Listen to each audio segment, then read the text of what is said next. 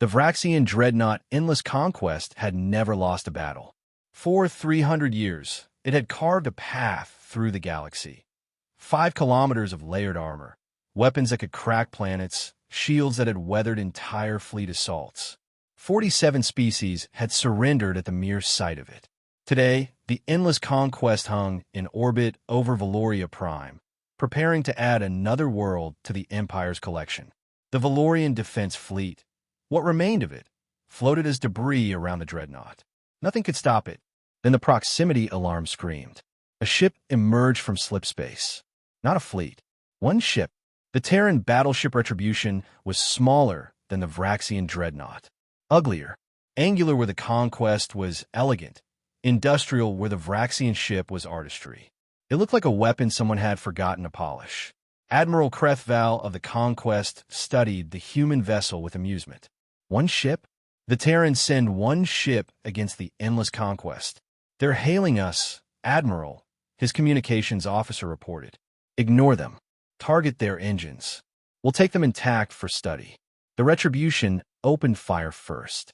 What happened next shattered 3 centuries of Vraxian military doctrine. The human ship didn't fire energy weapons. It fired solid projectiles. Massive ones, accelerated to a fraction of light speed by magnetic rails that shouldn't have been possible to power. The first round punched through the Conquest's forward shields like they weren't. Their shields aren't deflecting, the tactical officer gasped. They're absorbing, dispersing heat across the hull.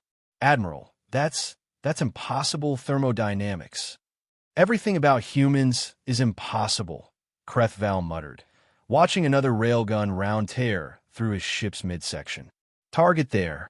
The bridge exploded as a round passed through it. Not a direct hit. The shockwave alone was enough. Krethval found himself in an escape pod, watching the Endless Conquest break apart.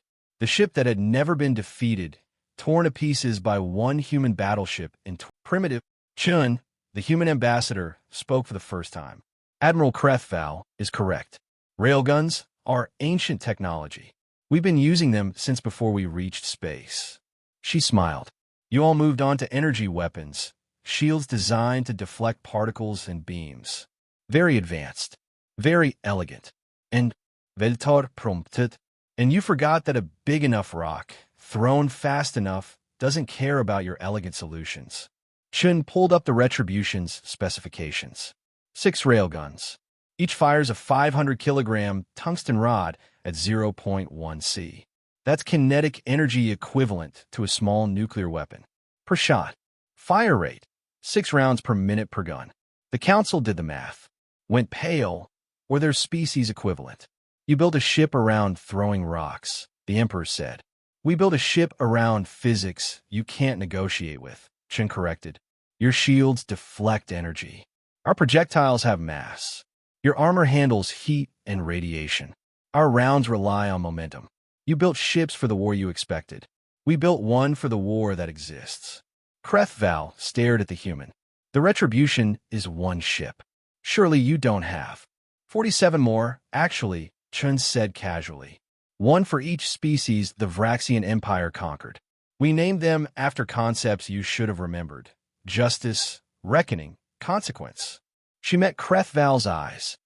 And we have 14 under construction. We're very creative with names. The galaxy learned something that day. Advanced doesn't mean better. Elegant doesn't mean effective. And humans?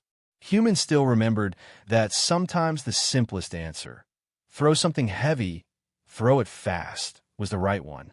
The Endless Conquest was gone. But the lesson it taught would last forever. Never assume humans forgot something just because they stopped talking about it.